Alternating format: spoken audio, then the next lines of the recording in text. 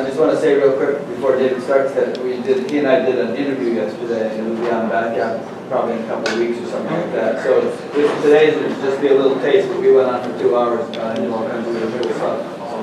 So look for that.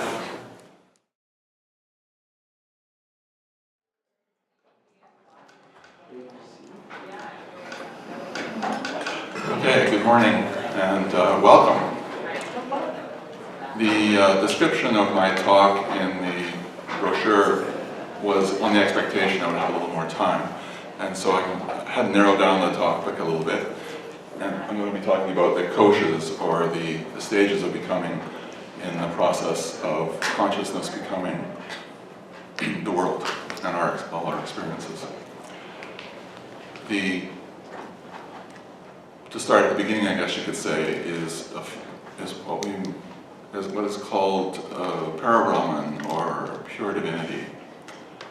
This is profoundly abstract. It's known as the source of the source, the uncreated.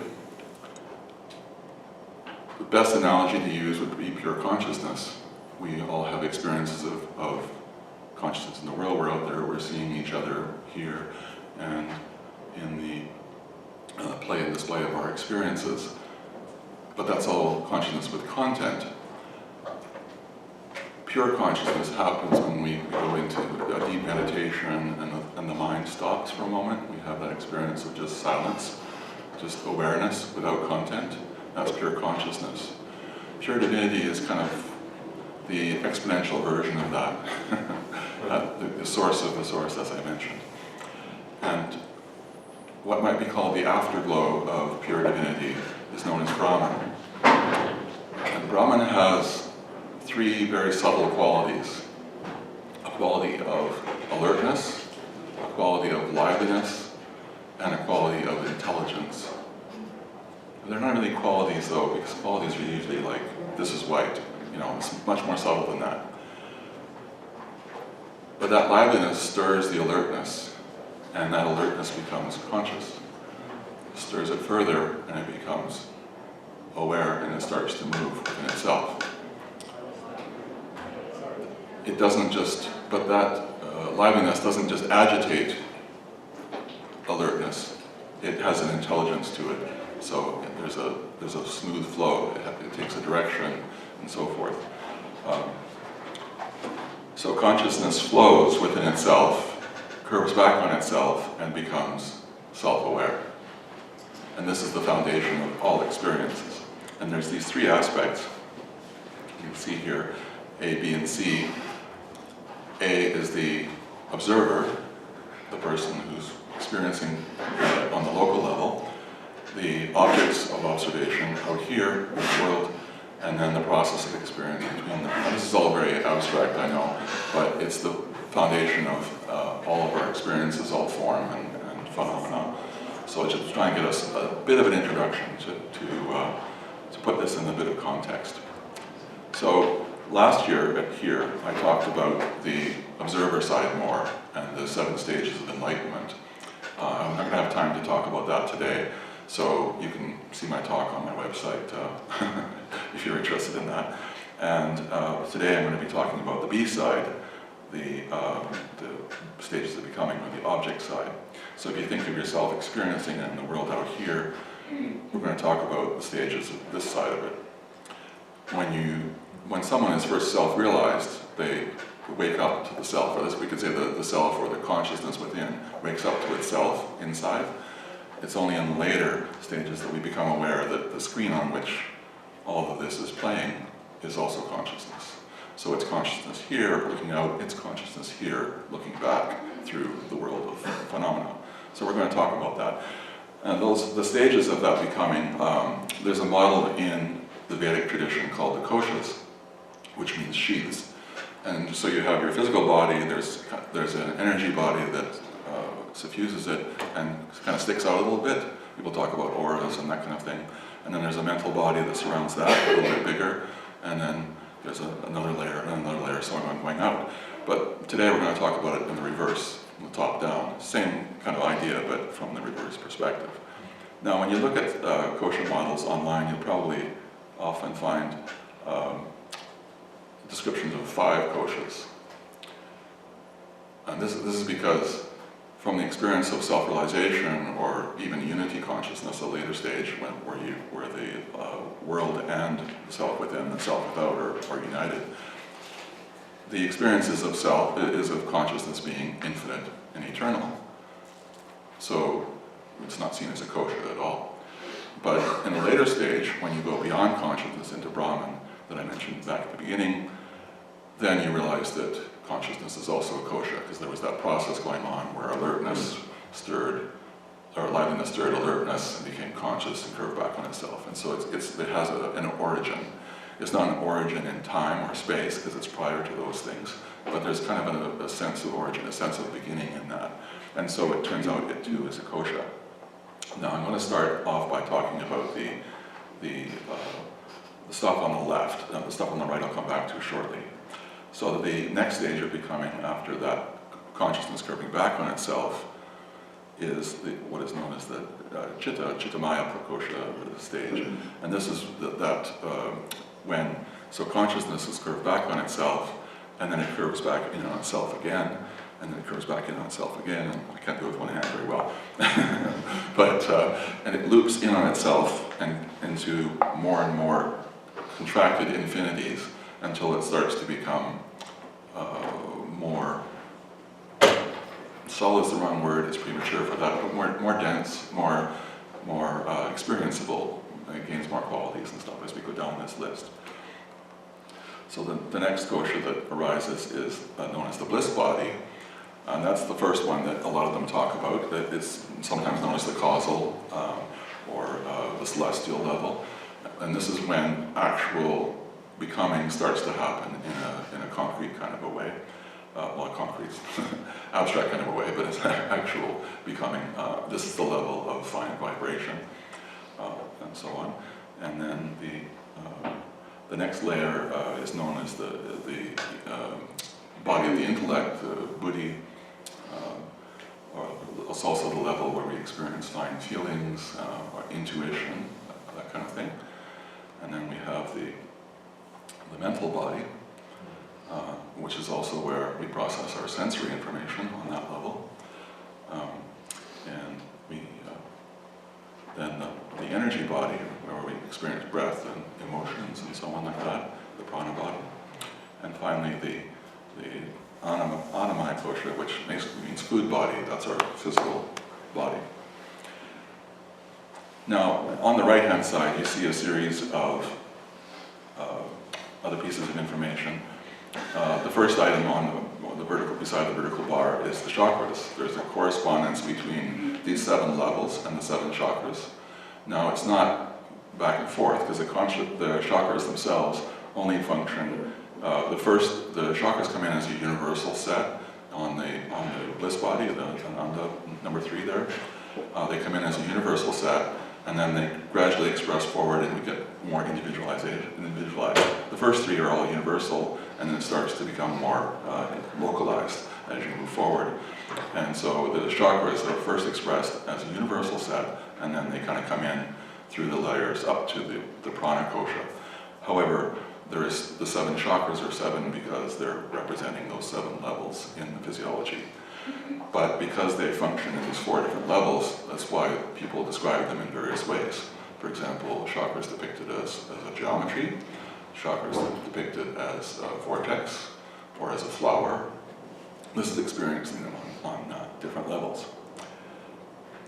Remember what I've got here. So also you have qualities. The bliss body, as I mentioned, is a field of fine vibration. This is where you get the pranava, om, the first becoming, which then gradually differentiates into other sounds.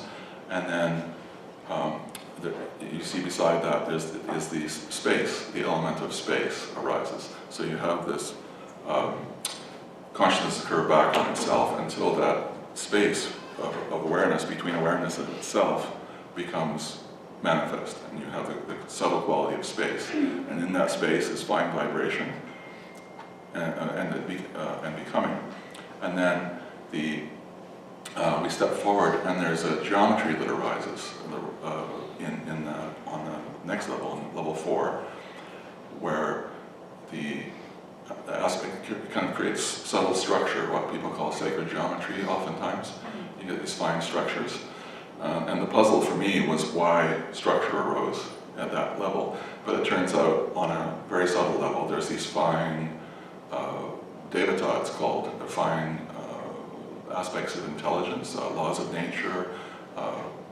Devata means light being, it's fine light beings, and they interact and create these relationships. And they express sounds, vibrations, and in Sanskrit, for example, we have verses that are a sequence of sounds as words and lines, and sutras and so on, and the verses. But the way they use it is kind of simultaneous. They're speaking together in creating these harmonies to create complex vibrations, and they're relating to each other. And so it creates this geometry, the geometry of the relationship, which creates subtle structure.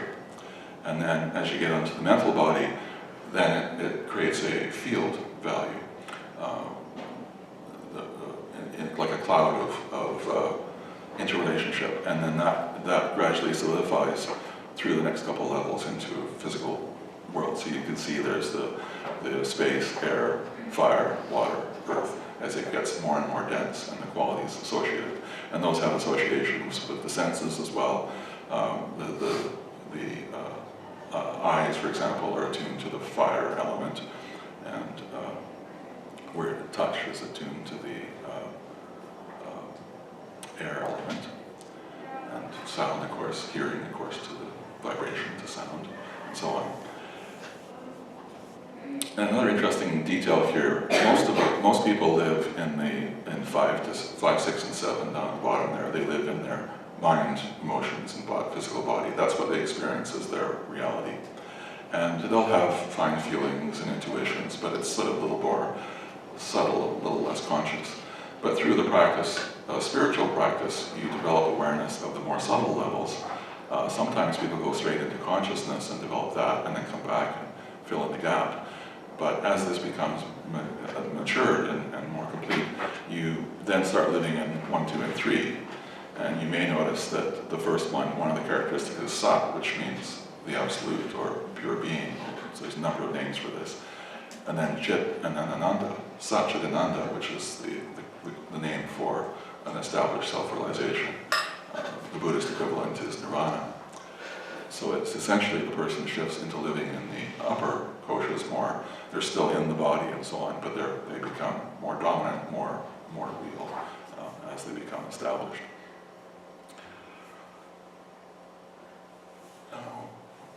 Is it possible to ask a question? Okay, sorry, I gotta move along here, I have 20 minutes. Okay, so as I mentioned, I talk about the 7 stages of enlightenment last year. I've got a book on the topic that's available. It's not available in the bookstore upstairs this year. They changed how they were doing it. I didn't realize it, so it didn't show up there. But it is available on Amazon and everywhere else, ebook or print form.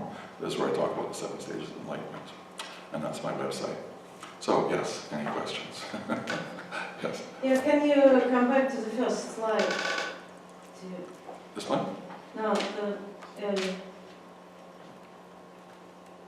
Yeah, here. Oops, Here. too far. So my question is, you are saying that consciousness go back to itself. Yes. So the question, where is actually you see itself?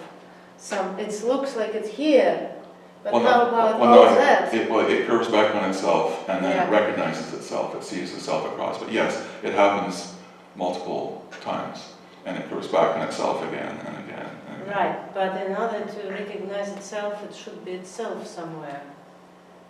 So what do you mean by itself? Yes, because by if the itself. consciousness, all that. Well, the sense of somehow self is the subjective experience of it.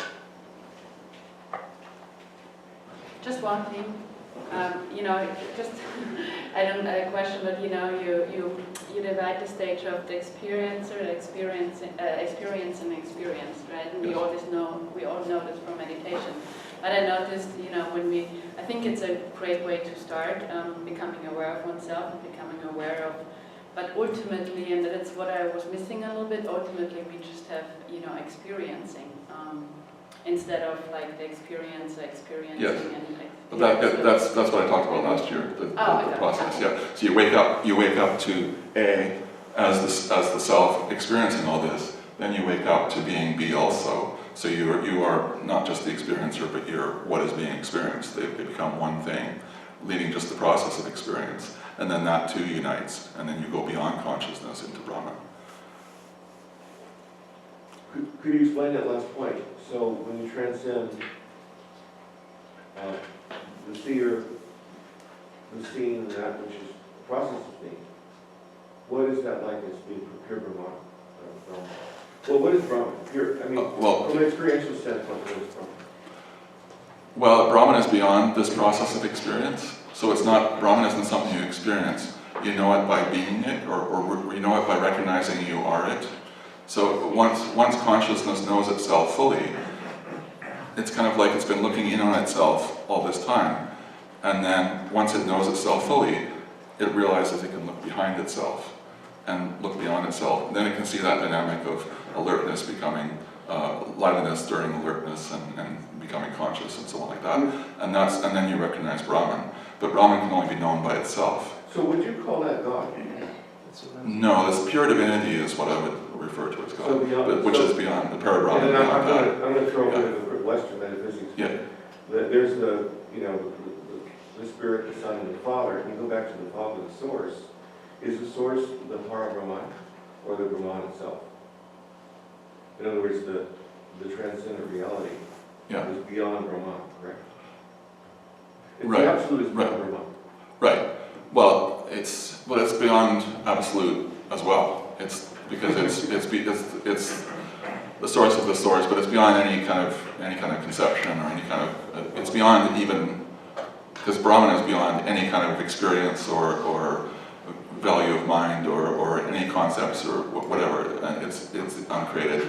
Divine is even more so. So would you say that it's the world self that's waking up and awareness becomes in that chart?